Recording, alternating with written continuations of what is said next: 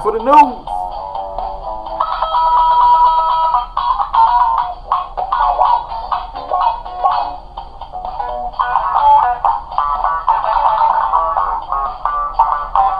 KP in the news. Yes, my people. Here we are again. This is the end of the week. This is Friday, first week of September. And here are today's stories. The city of Sacramento has come to a conclusion in a situation where it was a young man who had got shot fatally shot by the Sacramento police last year. They come to a settlement of $2.4 million that they're going to give to the sons of the unarmed black man. According to court documents, a quarter of the money plus $14,000 in expenses will go to his attorneys. The rest goes into a trust fund for the sons of Stephon Clark, who was killed in his grandparents' backyard as police pursued him as a vandalism suspect.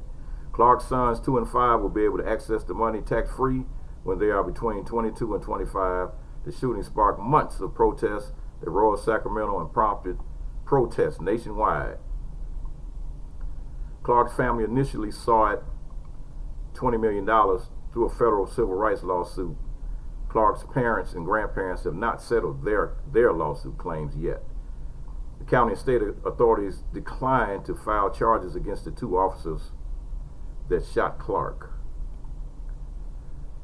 The city attorney says this is a complex case. At its core, involves Sacramento Police Department officers. The city attorney stated in a statement that in this case, the city of Sacramento has determined that this partial resolution of the lawsuits filed on behalf of Mr. Clark's family is in the best interest of our community, in part because it avoids potentially lengthy and expensive litigation. So congratulations to his sons. They'll be able to receive that money, and they'll be able to get a good start in life.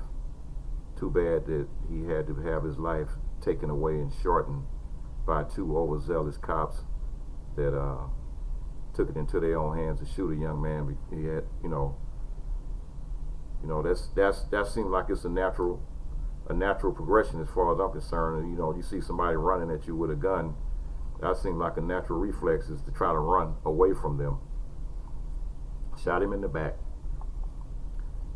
Story number 2, PayPal has suspended a Ku Klux Klan fundraising account after it was flagged online. The account was first spotted by Nandini Jami from Sleeping Giants, an online campaign group that pressures advertisers who advertise terrorist, sexist, anti-Semitic, and homophobic content on news outlets. Jami noticed that white supremacist organization called the Loyal White Knights was promoting a link to a PayPal account and asking people to make donations. The Anti-Defamation League describes the Loyal White Knights as one of the largest and most active Klan groups in the United States, with approximately 100 members. The group blends a mix of neo-Nazi beliefs, anti-Islamophobic and anti-Semitic, and racist views. I've been tracking hate groups on PayPal for several months now, she stated. I was just Googling for a new example, and I knew all I had to do was type in the word KKK, and sure enough, it popped up, and she was able to alert PayPal that they were being used to fund the Klan. 2 buffoons, officers wore disguises, damaged cars of a man who filed a complaint against them. Prosecutors. 2 New Jersey police officers are accused of wearing disguises and damaging a man's vehicle after he filed a complaint against them, prosecutors said. Asbury Park police officers Stephen Martinson, 29, and Thomas Dowling, 26, allegedly vandalized 2 cars in 2 separate incidents in Ocean Grove and Asbury Park, New Jersey, in the early morning on Tuesday, the prosecutor said. Both cars belonged to the same man who several days prior had filed an administrative complaint against Martinson and Dowling. The vast majority of law enforcement officers perform their duties with integrity and honor, the prosecutor stated. However, when a police officer takes advantage of the very citizens that they are sworn to protect, it erodes the public confidence and violates the public's trust. The two officers were arrested on Tuesday and faces charges of conspiracy, possession of a weapon for an unlawful purpose, criminal mischief, and unlawful possession of a weapon. The owner of the vehicles, Ernest McNolly, told NewJersey.com that Martinson and Dowling slashed the tires of his Jeep and Toyota Prius. I just wouldn't think it would be in the scope of police officers to do something like that, he said, declining to tell the outlet why he filed the complaints against officers in the first place. But they felt it was in their best interest to retaliate against him for filing a suit against them. A$AP Rocky's back in the news again, but it's this time it's not him that is on the receiving end. His lawyer, Heinrich Olsen Lilja, was shot in Sweden. He was shot this morning in Sweden. Forbes and CBS News reported that Lilja was shot in the head and chest and was transported to the hospital. His current condition is unknown. A spokesperson for the Stockholm police told USA Today that one person was injured in the incident following the shooting this morning and is currently hospitalized with one additional person in custody.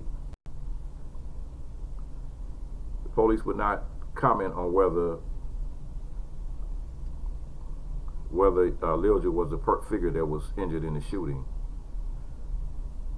Rocky, whose real name is Rakeem Myers, was found guilty last month by a Swedish jury of assaulting a 19-year-old Mustafa Jafari during a fight in Stockholm on June 30th. The jury ruled Rocky would not serve any time for the crime. He was instead sentenced to conditional sentences, indicating he would be sent to jail if he commits another crime similar in Sweden and was ordered to pay a $1,300 fine. I seriously doubt if he's going to ever set foot in Sweden ever again. I seriously doubt that. So now it's time for my promise that I stated I was going to try to end my broadcast with feel-good stories. And here's a story of Jackie Wilson, the R&B singer from the early 60s, is receiving his Hollywood Walk of Fame star. 85 years after he was born and 35 years since he passed away, soul music legend Jackie Wilson received a pair of honors next month. On September 4th, the Detroit-born singer, whose hits include Lonely Teardrops, Your Love Keeps Lifting Me Higher and Higher, will be honored with a star on the Hollywood Walk of Fame. A new 50-track compilation, The Definitive Jackie Wilson, will be released the same day. Jody Watley, who was also Jackie Wilson's goddaughter, will be attending the star ceremony. We all remember Jody Watley from the group Shalimar. I had no idea they were related. In a statement, Harlene Harris Wilson, his second wife and executive of his estate, stated, "I am so elated for him, so ecstatic about my husband getting his star. That title, Mr. Entertainment, was just given to him. He worked for it. He was very vibrant, very effervescent, generous to a fault, and he loved to sing and he loved life." Jackie Wilson will be receiving his star on the Hollywood Walk of Fame. Congratulations. And our last story of the day, it's our weekend wrap up here, and it is the Detroit Youth Choir to perform at the Detroit Lions home game opener. The Detroit Youth Choir, fresh off a moving performance on America's Got Talent, will be the halftime act for the Detroit Lions home opener on it's coming up. I guess it'll be this weekend or either next Monday. Let's see here. Well, that home opener is going to be on the 15th against the Chargers. Choir advanced to the semi-final round of the NBC reality competition last week after singing a version of The Champion, a Carrie Underwood song featuring Ludacris. The Lions previously mentioned the choir would perform at halftime in a tweet last week, but apparently decided to officially announce the halftime act on Monday, so that those youth will be starting their professional careers. They started off just like a youth choir, and now they're going to be making some money here performing for the Detroit Lions home game. So that's all good. You know, hey, gotta try to end the week with something positive. And have a good weekend. Have a safe weekend.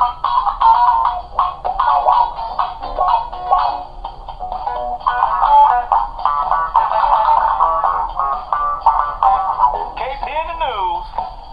And if you don't do anything else, peace.